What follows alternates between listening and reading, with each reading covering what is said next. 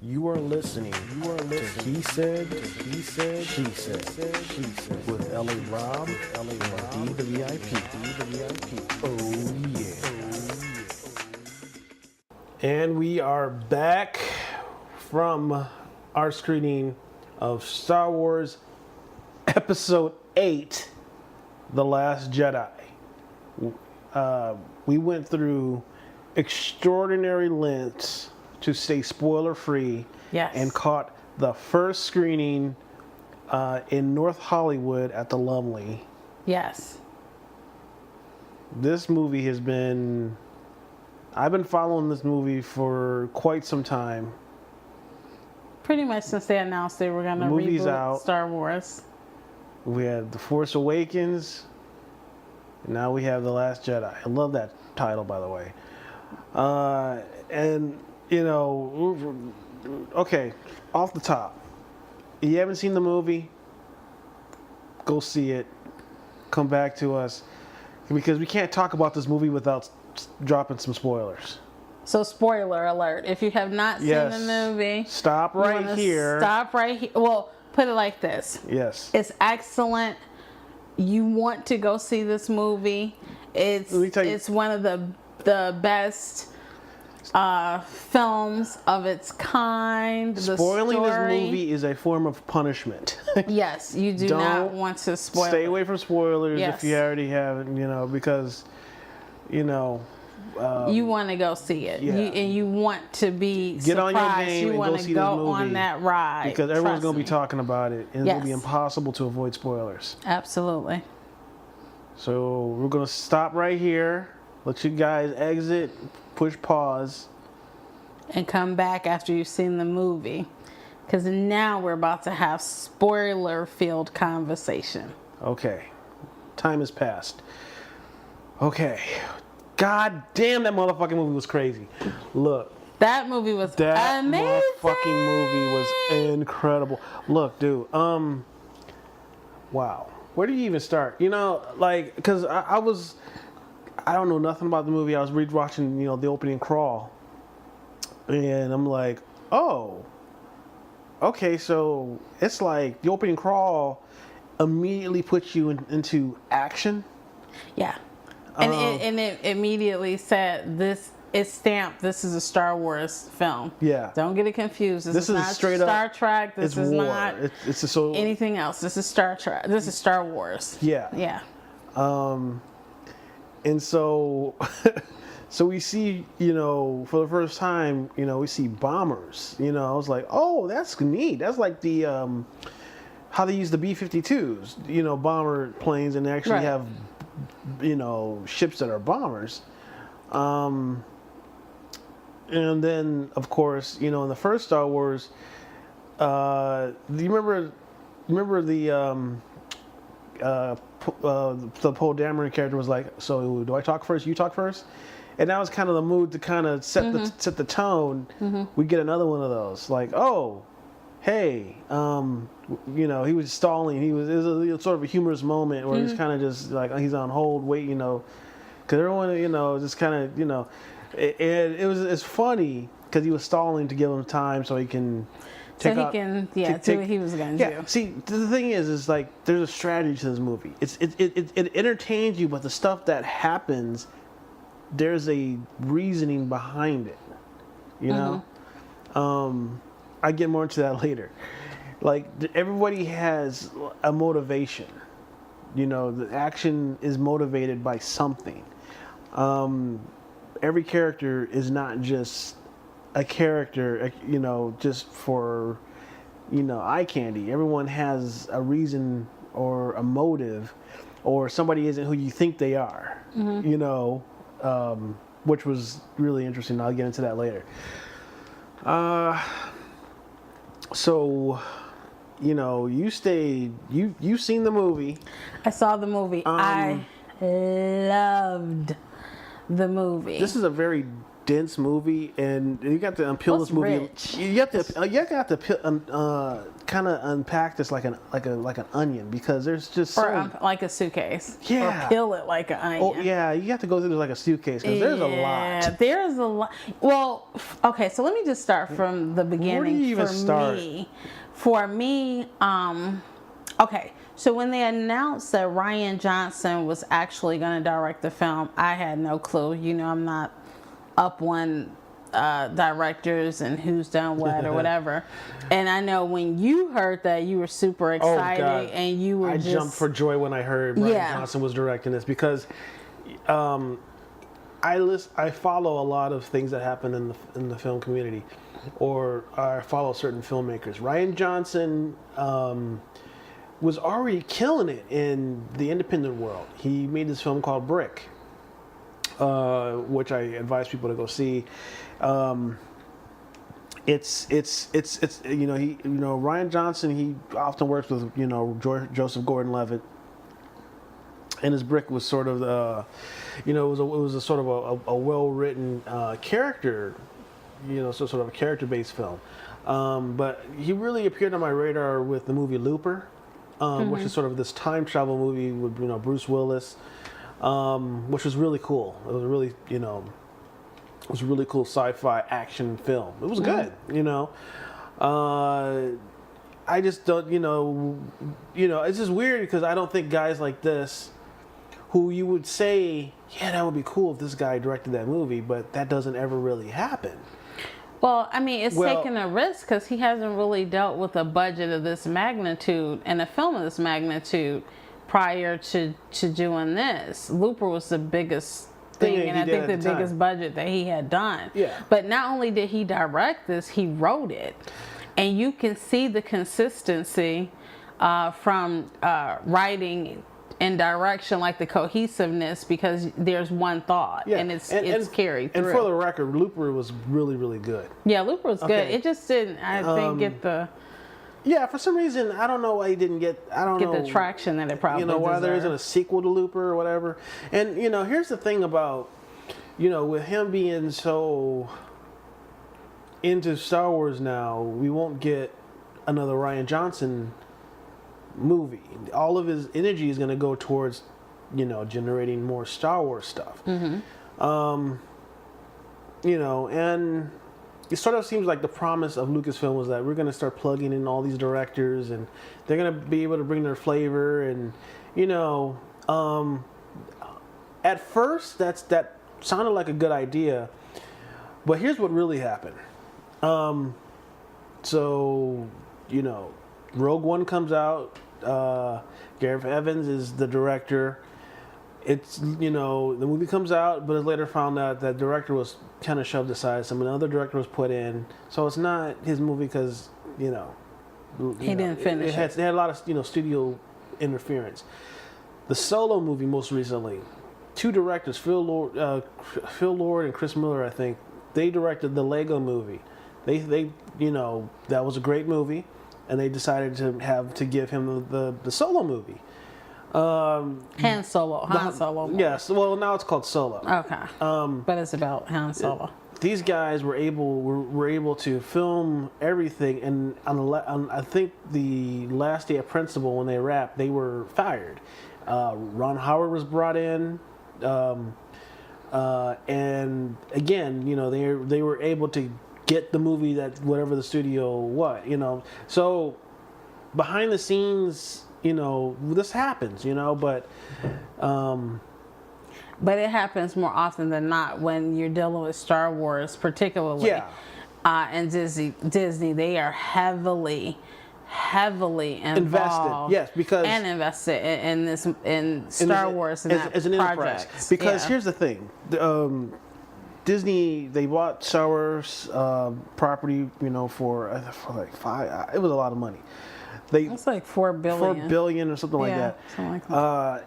And they are also building a Star Wars themed land at the Disney park right now. Mm-hmm. So they're very protective of this brand, So As it should be. Yeah, as you should. It's a moneymaker. I mean, they paid $4 billion for it, and the first movie, I believe, made $1 billion.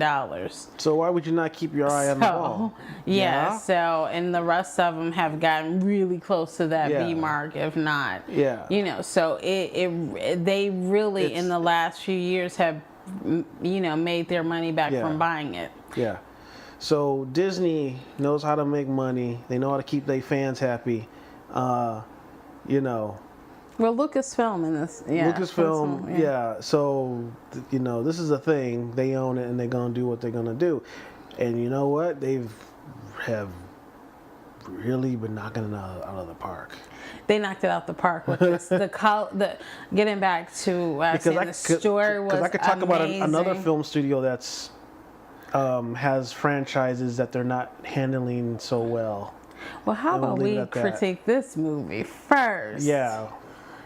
Okay. So, I mean... Anyways, getting back to to a far better film. The Last Jedi. Yes. Picks up... like, I just love how, from the opening scene, we go back to Luke, you know, Luke being on the planet. It's called Ak-2, I think. You're better than me. I don't know what the planet is called. So what happens after Daisy hands Luke the lightsaber is never what I thought would ever happen. That was one of the... It wasn't the first amazing point, because you're really taking on a ride in this film, but that was the moment that everybody was waiting on, because that was the last scene we saw in the last movie, when she hands him this lightsaber. We're waiting on this grand gesture to happen, or something, or heard some say something profound. Yeah, something formidable is gonna happen. Because what happens, D?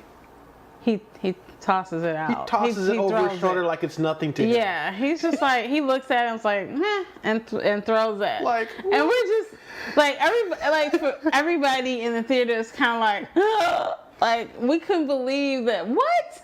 Because it was I love how they totally played against our expectations. They did. They played us for suckers. Yes. I mean, they really... It was great. I was a sucker more than one time watching this film. I mean, they took us on an amazing ride. And every time you thought you knew... Because I'm a person who likes to anticipate what's going to happen in the film. Let me see if I can guess what's gonna happen, and I couldn't figure this film out. Like, I couldn't guess what the next move was gonna be, and what, you know, because you know how I watch scary films also. He's gonna do this, or this is gonna happen, or, you know, I see things coming a lot of times. But with this film, I got it wrong way more than I got it right. Yeah. Matter of fact, I think I got it wrong every time.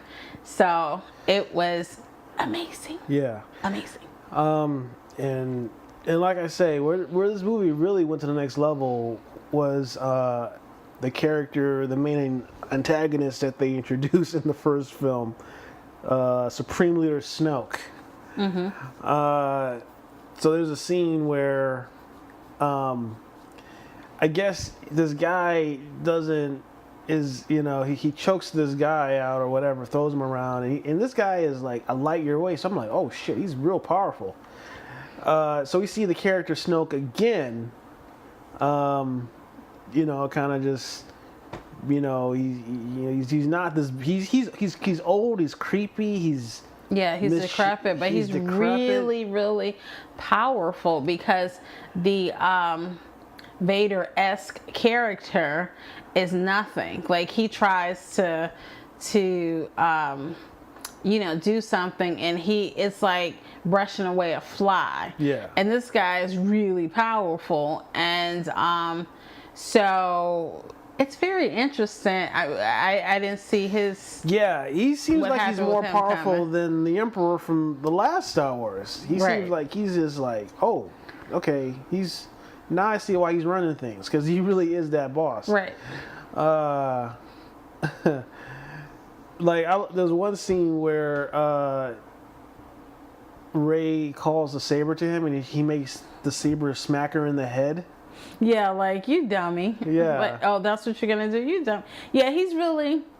This film is able to find that middle ground of being serious but being funny. Yeah. And making fun at everybody. Like Luke Skywalker was teased. Daisy's what's her name? Kylo Ren. He got his little comeuppance and kind of got teased. But Rey also got teased. I mean, so it was really, it was some great writing. But yeah, she went to call for the lightsaber against the Snoke character. And it was like, oh, that's cute. And he made the lightsaber just hit her. It was just funny. Right. In the hands of a lesser director, it would have been like, oh, yeah, it would have been this great scene of him getting the lightsaber and fighting him. And no, she's not that good yet. Yeah, no. He illustrated that. It's like, yeah. Because you had all these hopes about what she was going to be and how good she was going to be because she had defeated or at least held off the Vader, Kylo Ren, who was the Vaderist character. Yes. She had held him off in the last one. So it's like, oh, well, she kind of went and saw Luke. So now she's a badass. And then it's like, no, she's not. No, she isn't. No. She still hasn't come into her own and really learned her true power. So it's just, every time you get like, no. Yeah. Yeah, they make sure. And that was great. They make sure the moments are earned. Yes. And like somebody really thought through and questioned and tried to figure out because it was good. It was good. What was the setup and a payoff for everything? I would love to know what his approach to writing is, because there was not one character in the film that wasn't used for a purpose. Like everybody and everything, those inanimate kind of characters, everything had a purpose. It was taking you to the next place, or it was going to be your way to do whatever you need to do at that time, but everything had a purpose. Like there weren't any scraps left on this plate. Yeah. Wow. So there's so much to talk about. Let's focus on Luke Skywalker for a second. So Luke Skywalker left the Jedi Order, and he, and I love how it's not like. We kind of get, we see how he's living, where he's drinking the milk from these weird creatures. Yeah, that was way weird. Because that was just like, what the hell? About to do it? Because I saw, is he about to do it? Yeah, he is. Like, what is that? But it's just like he's become a caveman. He's, fishing. He's living off the land, I guess. Living off the land, and so so he's doing that, and. And like I say, there's a scene where Luke, man, so many good scenes, dude. It's the scene where, he it's, oh man, dude, that's so much. It's such a deep movie. There was a scene where, he takes her into these archives. And, there's these books and all that. And he didn't take her in there. She found it because it was calling her. Yeah, she found it. So she found the archive herself. So this archive this is like, this sacred place where the Jedi keep their, the last remnants of the books. Of what they are. And as he's training her, she's like, well, you've disconnected from the Force, She's not with the Force. And, he's like, because he closed himself off. So that got me thinking, so does he still communicate with Yoda or Kenobi, or does he, and that doesn't happen. And I was like, well, it something happens later, but I thought it was really cool when we actually do see Jedi Master Yoda. And he's not just the Jedi Master; he's the Jedi Master from how we remember him when we last saw him in Return of the Jedi. Right. And he's not like a phantom. It's been such a long time. Yoda is somewhat solid. You would think, yeah. And not just solid, but he can do shit. As a Jedi ghost. Jedi whatever. Jedi ghost, yeah. As a Force ghost. And I'm like, he was like, yeah, burn it. Here, no, don't worry, I'll do it for you. Mm-hmm. And it's like, and there's this whole idea of everything needs to change. Mm-hmm. The old ways are done.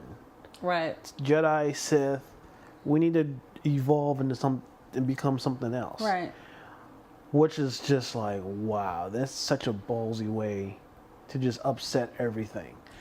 They do it time and time again, because you're like, when she goes into that, it's like a cave, or I guess it's a tree, a hollowed out tree, but she goes in there. Oh, and yeah, he that was tells cool. her, he tells her, well, these are the scrolls of from the Jedi, and it has all the information regarding the Jedi, and so this is a sacred, holy place. And then he, being Luke Skywalker, decides he needs to burn it down because the Jedi need to die out, the Sith need to die, like everything needs to die. Ironically, that's the same thought that Kylo Ren had, like, let everybody die out. And let's talk about, there's another thing we need to talk about too. So, but what I was going to say, go ahead. To finish this up, go ahead. Was that because he had so removed himself from being a Jedi that he was just like, let's burn it, and then the world will right itself, and I won't have to do anything. And so Yoda, just like when Yoda was training him on how to be a Jedi master, he was saying, burn it. It means nothing because you already have the knowledge. And if you have the knowledge, she has access to it because her powers are so strong. And it's like, we lost Kylo Ren, but you absolutely cannot lose her because her powers are infinitely stronger than Kylo Ren's. And so it kind of gave Luke the purpose that he was lacking. And it was like he was in a self-imposed exile, like his own sort of purgatory for what he did to Kylo Ren. And that's the part I think you were talking about and where you were going. This is the thing that has been really on my mind, is like, why did Luke leave for so long? What the hell happened? It had to be something really messed up. Right. We've been saying that, and we've been debating, dude. When we got the answer, oh shit. Double oh shit. Okay, so we see it from two different perspectives, which is fabulous. Which is awesome. Yeah. So and then they kind of draw it out a little bit, like, did he tell you? Did he tell you why? Did he tell you? Right. And from Kylo Ren's perspective, Luke tried to kill him because he was so powerful. Mm-hmm. From Luke Skywalker's perspective, he was reacting. He had a vision of what Kylo could become, and he automatically reacted, lightsaber in hand, about to kill him. Kylo, or Ben, at this point, Ben Solo looks up and sees his master with a sword, with his lightsaber, about to kill him. Mm-hmm. So that really fucks with his mental, dude. Like, that's why it would make sense for him to want to, I mean, not totally, but it makes sense that he would want to be like, oh no. Well, this guy, but it's either way, I can see where that came from. Well, I don't think that's what turned Kylo, because he said that he already Kylo had darkness in him. He said that he saw that Kylo's heart was dark. The problem was Luke didn't try to reach him and pull him out of the darkness, which is what like Yoda and all of the Jedi Masters before tried to do with Anakin. Instead of just killing him off, they were trying to pull him out of the darkness and pull him back over to their side, and eventually they did that. Yeah. And he just reacted, which is kind of Luke's. Well, because you have to keep in mind, he had to go up against his father, and he had to deal with all of that, and so with all that guilt. History. Well, he saw the history of his father. That's pretty heavy. In the nephew, he saw it about to repeat itself. Like, this guy's gonna bring death and destruction, but if I cut the head off the snake now, I'll save the world. But that's not really Jedi training, because Jedi training is, you go in and you bring him out of that darkness. You don't kill him, because what's the difference between you and him at that point? And for a split second, he was just, I guess, a regular person. Was like, let me cut the head off the snake. But he caught himself before he did it, and he put his weapon down. He was going to leave, but unfortunately, Kylo turned around, which I think Snoke had something to do with. Yeah, probably. Yeah, he turned around and caught him. But that's pretty heavy. Like, you want to your own nephew. Your own nephew, because he got these dark abilities. I need to put him down now. Yeah. How do you explain that? How do you explain that to your sister? But then he looks at him with these. He looks like a little boy when he looks at him like, oh my God, my uncle's betraying me. Yeah. And it's so sad. Lightsaber in hand, about to kill him. Well, he's putting it away, but it's just like, shoot. And then he has to actually open the lightsaber because Kylo grabs his, and so the fight happens. Yeah. Let's talk about the biggest oh shit moment ever in Star Wars right now. Really? What was that for you? Okay, this is the moment where, man, this is the moment if somebody spoiled it for you, I feel so sorry for you, because everybody in the audience was going crazy when this scene happened. Okay. So, Rey turned herself into the First Order. They finally bring Rey to Snoke, and Kylo Ren takes Rey to Snoke. Yeah, because Snoke was making Kylo Ren feel bad. Like, you need to get the job done. Yeah, and he betrayed Rey's trust. Yes. And so yeah. Mm-hmm. So Snoke is like, all right, so Kylo, I can't turn her. You need to do your duty. And I guess for some reason he didn't notice. Kylo turned the saber to Snoke and turned it on, impelling him. Well, because he was reading his mind. He was busy reading his mind. And his mind was I'm going to do, because he had a saber in his hand. Yeah. So he, in his mind, thought that he was doing it to the sabers in his hand, but he was actually... He had murderous intentions, but he didn't know that... And he said, murder your enemy, or your threat. And Snoke didn't read your that. Your immediate threat or something like that. He didn't read that properly. Yeah. And it was him. And he was like, yeah, I'm going to murder my immediate threat. And so it was a lightsaber next to Snoke, and he murdered his immediate threat. Keep in mind, Snoke has his protector guards around him. And who have amazing, I don't know the costumes designer, but... They are incredible. Amazing outfits. I just would love it. Like, they had, they had a collective oh shit moment, because did he just fucking murder the guy we protected? Right. Like, yeah. Like, what the fuck just happened? They paid the ultimate price for their slip up. So they all died. Because then at that point, Kylo Ren and Rey joined forces. Yeah. And they to survive, basically. And this great fucking, okay, well, shit, we killed Snoke. Now let's fight the bodyguard, his protect. We gotta clean his guards, because they're not gonna let us out. So they took care of business. And oh my God, the coolest fucking scene, where it's like Rey gave Kylo the lightsaber, and he turned it on to kill the guy behind him. Right. Oh my God, that was amazing. Damn. Yeah.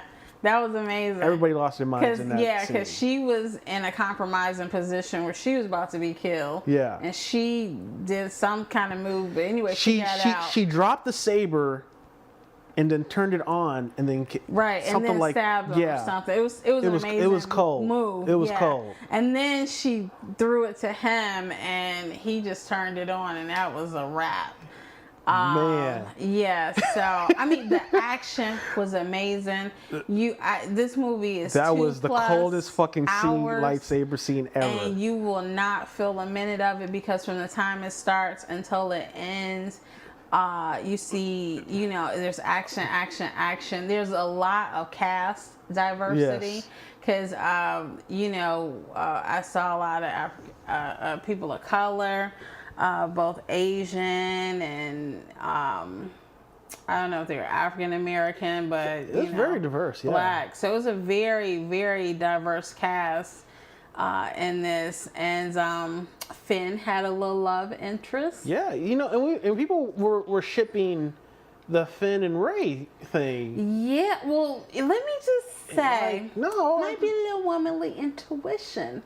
Because when Rey saw Finn and with this girl he's kind of hovering, she had the look of surprise and I think a little hurt that he had found somebody else. So, yeah, because Leia kind of looked at her like, well, you kind of sacrifice for the greater good. Right. So we'll see if he's just being nice because this particular girl saved his life. Yeah. Or if there's some interest there. Right. So my goodness. So yeah, that scene happened, and then there was another scene that happened. Like, so the whole plot is that they're trying to get away from, I guess, the First Order. Mm-hmm. They evacuate everybody, off the ship. So there's one person left, played by Laura Dern. Yes. And she proceeds to do what we kind of wanted to see, but we didn't know we were ever going to see. Well, she played the hand she was dealt. And she, literally had this one last card to play. Yeah. And the way that it was shot and edited and done.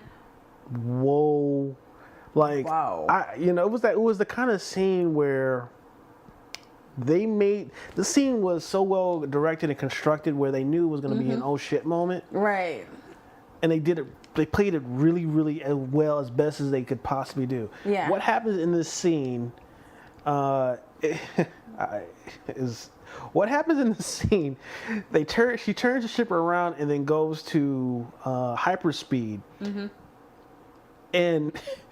And the people in the First Order realize what she's about to do. Right. And then when she does it, it splits the ship in two. Right.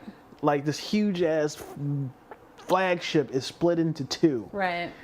Because of this hyperspace collision that happens. Mm-hmm. My God. But the directing was so magnificent. Usually Star Wars, you look for Star Wars. It was the most badass fucking moment.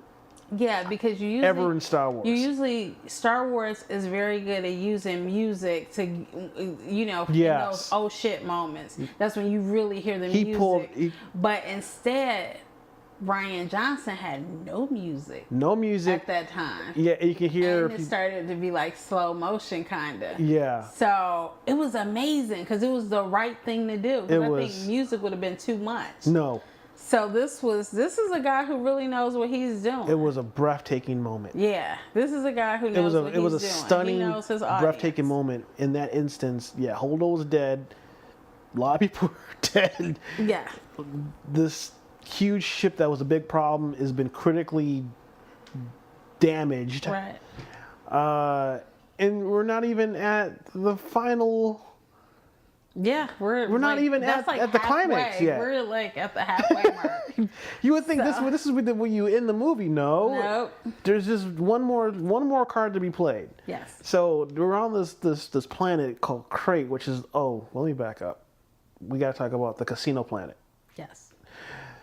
So, okay, so the plot is that they need to drop the shield somehow. So they got to find this person who can, I guess, hack. Yeah. So that plot never really didn't play out really well, did it? But anyway, well, not for Finn, because Finn and I forgot the character that he was playing with, but she actually is like the ship's mechanic. Yeah. And they get together and figure out that the way that the Imperial people are chasing. Yeah, they got these shields, but we need this person who can hack, so they can drop the shield, so they can. Well, they figured out that they were able to trace them when they go into warp speed. Yeah. So they needed to disable that, disable their, so that can get away. Yeah. And not be tracked. Exactly. So okay, so they have to go to this planet called Canto Bight, which is Canto Bite or Candle? Canto Bight. Oh, Canto. Yeah.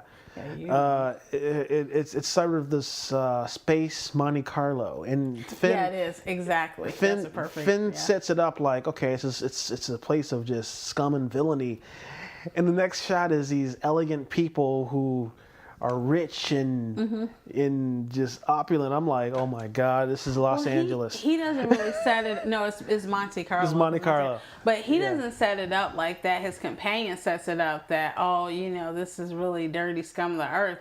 And then when Finn gets there, he's like, wait a minute. If this is scum of the earth, I want to be a part of this. Like he's looking at the surface. Yeah. And she gets him to look beneath the surface, and he starts to see the abuse of animals. Yeah. And, that's things deep. That they're I like doing. that. Yeah. And like I thought it was kind of like a hilarious moment is like they park their ship on the beach, and you got these people complaining like, why is their dirty ship on the beach? Mm-hmm. And they're clearly out of place. Right. because she's like, this beach, I told him move their junk out the way. Yeah, and the police are just like, what are you guys doing here? You guys obviously don't belong here. Right. And something happens, and they end up arrested. They end up in jail because they're not. That's kind of deep on a lot of different levels. Mm-hmm. But yeah, so they're arrested, but they find this hacker. Mm-hmm. That's the thing. They try to find the guy, but the objective is like, no, there's a lot of that of like, we think we should do this thing, but the thing we should do isn't really the thing because it doesn't work out. So we got to do this other thing. Yeah, they just have to think on the fly because they have been sent to find a certain guy. They see the guy, but before they can get to him, they get arrested. Yeah, it's like the plot is like from plot A to B to B, but it's A to B. Oh, B didn't work, so we got to go to D, then go back to C, and go to B, then go to E. So it bounces around. So instead of getting the guy that they were sent to get, they are imprisoned with this guy who's pretty skilled, who's pretty popular. He's pretty skilled, and but can we trust him? No, not really.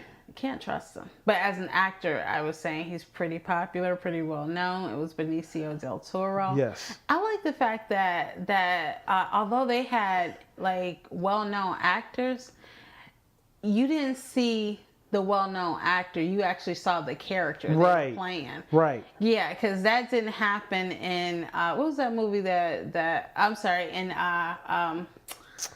what is that Game of Thrones. When they threw Ed Sheeran in there, and it was like, that's Ed Sheeran. Like, this is not a character. This is a cameo. And it pulls you out of the story. Like, but this didn't do that. No, Benicio del Toro was a good ass actor. Right, but he wasn't. You didn't see him as Benicio del Toro. You saw him as the character. He gave the character like a stutter. Yeah, I don't know what that was stutter. About, but yeah, that was pretty funny. But yeah, I just thought that was like really interesting. And then like, again, like, can we trust this guy? No, not really. He's and I love the sort of the grayness of the character of like, he tells Finn, you're better off just not picking a side and just living your life, because he's used to playing both sides of the coin. There are no good guys or bad guys. Right. They're all this. Everyone is. Whichever side is going to give him the advantage, that's what he does. That's what you need to do. But the funny thing is, he's Han Solo, because that's exactly what Han Solo did and was about, and prior it's all to about running to profit. And I was like, Princess Leia. And I'm like, wait a minute, did you guys just steal your ship? No, he stole the ship. Yeah, he stole somebody like this arms dealer's ship, and he was able to show Finn like, look, he's selling to your side, he's selling to their side, and he double crossed them when he felt like. Well, when they got busted, they're paying more. Yeah, when they got busted, he's like, oh well, they actually paid. Sayonara, this didn't work. So he saved his hide. Yeah. So we may see we need some money. Right. He's like, I need some money up front. Like, seriously, up front, right now. What you got?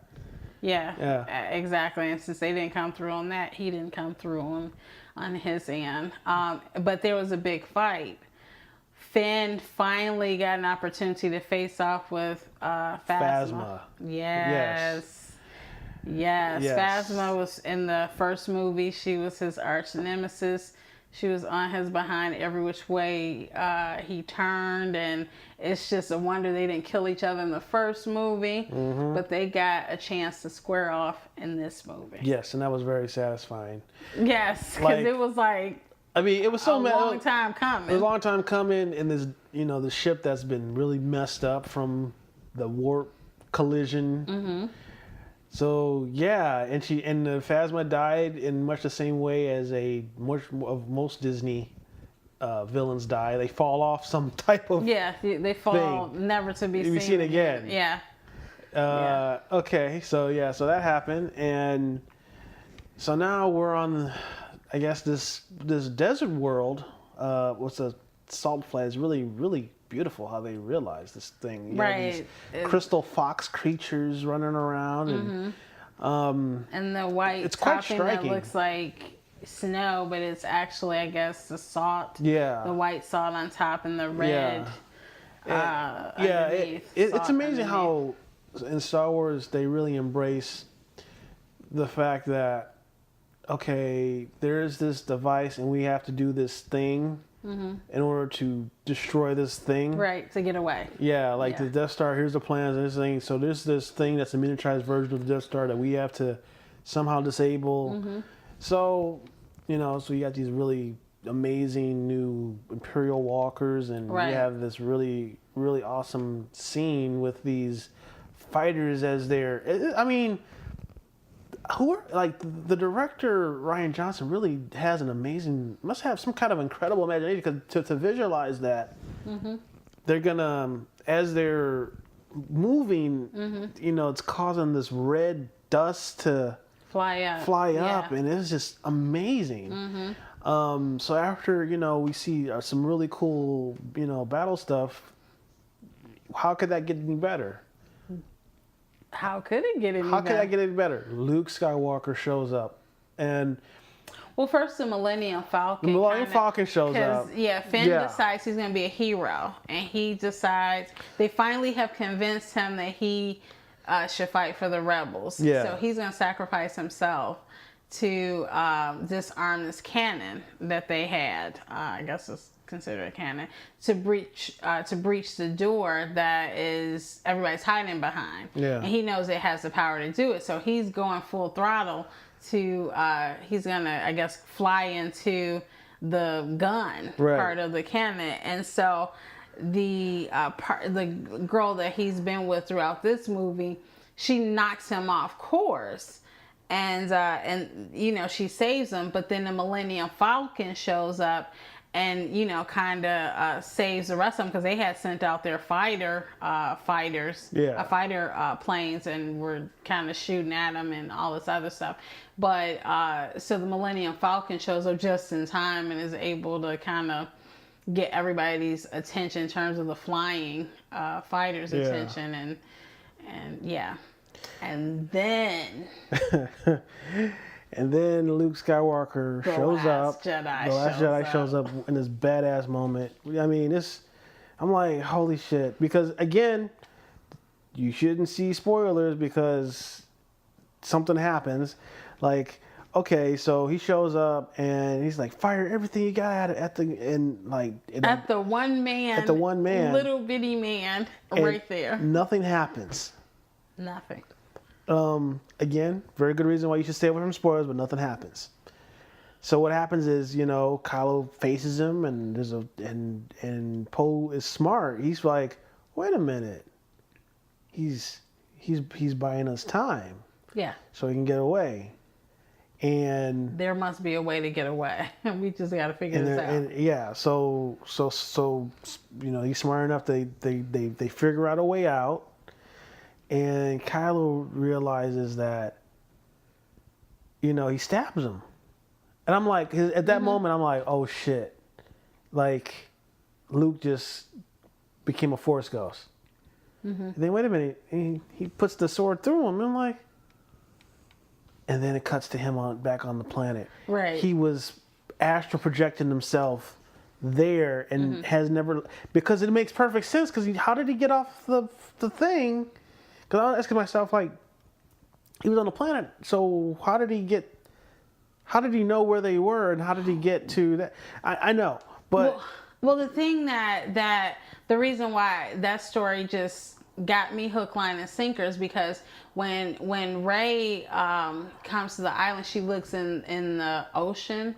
And when you look in the ocean, you see that there's an airplane. Mm-hmm. So that was probably how he arrived to begin with. So he left the tide. So he left that was a nice spot. They had the possibility of how it could happen. Yeah, and then remember, she had something with her to let her know where they were. So while she had Chewbacca low calling. Yeah. And so she could have, possibly given him the little bracelet or whatever. But, and then, after Chewbacca got their location, and then they went on. So I bought that hook line.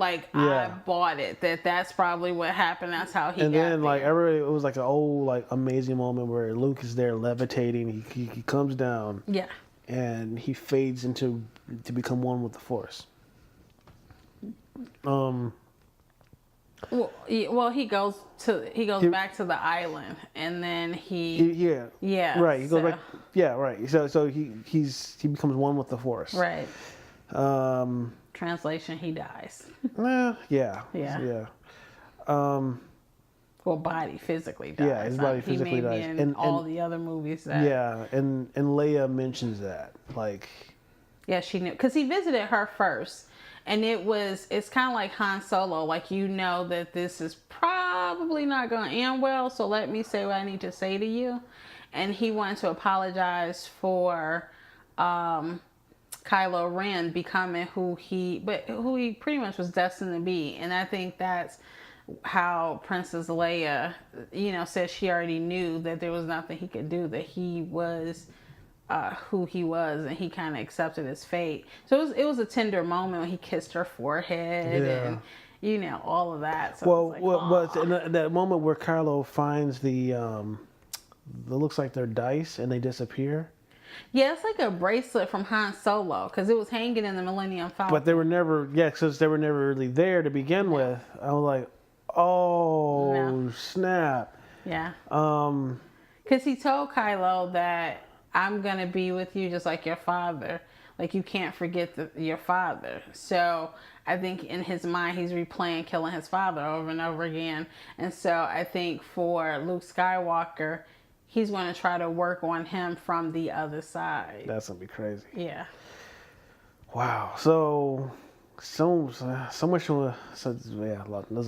lot going on in that movie. There is a lot. I mean, that's going on because and like I say, I would say, and then from there you would think that would be in the movie, but they focus on these kids, and this one kid demonstrates that he has Force abilities, right?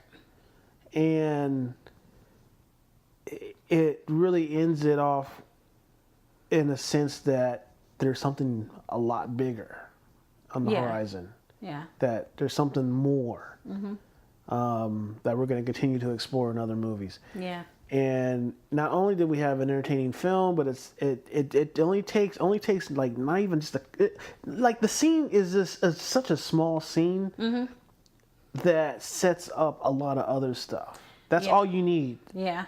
Well, I said that the one question I would ask Rian Johnson is, how much does he love hip hop? Because the movie is all about Luke Skywalker is not going to be the guy who is going to save the world. He's going to be a symbol that will spark the person or the people who will eventually save the world and right the wrongs. And that's kind of like what Tupac said, I might not be the one, but I'm going to spark the mind who does do that. They totally understand the concept of a rebellion. Yeah. and then you and had... why people rebel, Right. But then you also had a moment where Luke Skywalker is fighting with Kylo Ren, and it gets... he's shooting all the ammo at him, and it's like all this cloud of dust, just, red dust that you were talking about everywhere. And then when the dust settles, he brushes his shoulder off. like the Jay-Z song, like Brush Your Shoulder Off. So it's pretty funny that you have little stuff like that showing up. But, you know, all in all, is the movie flawed? I'm sure. You know, there's going to be a lot of things that people might have problems with. Yeah. I loved it, though. I loved it. I thought it was amazing. I actually liked it better than, and I thought that one was good. But, I mean, this was amazing. And, you know, to follow J.J. Abrams is a scary thing, I think, for me. Yeah. But Rian Johnson did it without a problem. Yep. Man, but like I say, the one thing that strikes me is that one moment where the guy on Canto Bight is like reveals that he's not just selling stuff to the First Order. He's selling stuff to the Resistance, and everybody else is just there getting paid and living lavish lives, while everybody is out there dying for an idea. I'm like, holy shit! That's what's happening here. That's I know that's what's happening here, but that is never in Star Wars. That idea has never been made, has never been explicit. You know, Well, I think that they grounded. Yeah, it's very grounded. I think that the Star Wars that we're seeing now are absolutely grounded more, and they have more parallels with what is actually going on. Yes, you know, absolutely. because, you know, especially with the president that we have and kind of this rebellion that we've been having against him, and you know, you saw a lot of what we have going on in government in this particular movie. And I think that that's a good thing, because I think that people are able to digest it and you know, and get happy, because where we have to wait another 3 years to get our so-called revenge, they, you know, have immediate gratification. Right. So where does this rank in all the Star Wars movies you've seen? How does this one stack up? So I've seen all of the Star Wars movies. I'm partial to the first one. I just, you know, love it. But this is up there. It's one of the top 3. Yeah.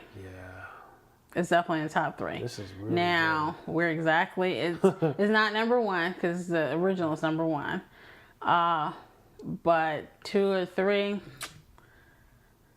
This was good. This is one of them. This is 2 or 3. I don't know which one. Like, but people can, because I didn't read reviews, but I like to get a flavor of kind of what people think. You know, because I like to know how much I should be anticipating in this movie.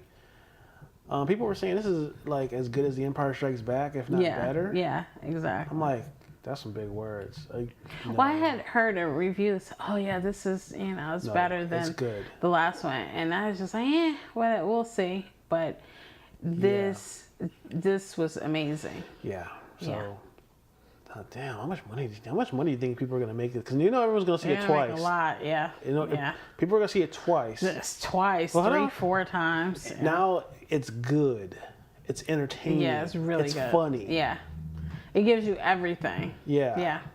So they're gonna make a lot of money, is what you're saying. Yeah. Yeah, they're probably hit a Billy. Yeah. Yeah. Yeah. This is definitely a Billy. Wow, so there you go. So check us out. Follow us on our social media. I'm on Instagram at RMCTYRE on Instagram. D, can they find you? You're on YouTube, right? D the VIP? Am I on YouTube? D the VIP? Yeah. Maybe. Yeah. I'm not sure, to be honest. But yeah, just look for D the VIP. I'm on Twitter. Yeah, we got the he said, she said it's still out there. Page. He said, she said with LA Rob and D the VIP. That's There's out there a lot on YouTube. of them. So with LA Rob and D the VIP. We're on YouTube and we're on the website. We're on iTunes and stuff like that. Yeah. So check us out. All right. Well, that was our review of Star Wars: The Last Jedi. We give it, I think, 2 thumbs up. Is it safe to say that? Yeah. 2 thumbs. This was a real good We should one. say 2 toes up. 2 thumbs and 2 toes. It was amazing. This was a really good one. Yeah. Yeah, so may the force be with you. Always. Peace. Peace. So look, to follow us, you can go to iTunes, tune in. You can like us on Facebook at He Said, She Said, LA Rob, and Be the VIP. There's a lot of He Said, She Said out there. So make sure it says LA Rob and Be the VIP. Also, you can follow us on Twitter at LA Rob and Be the VIP. And if you want to follow LA Rob's shit, his stuff, you can go to Mel Hondo, MALEHONDO at YouTube. Did I say everything? You did? See? Well, no, wait, you missed one. What? Lord Tyree, LORDTYRE. That one is one of my older. And I'm not calling him Lord anything. So that's probably why I messed up. At least not on mic. Yeah. Alrighty. Or off mic.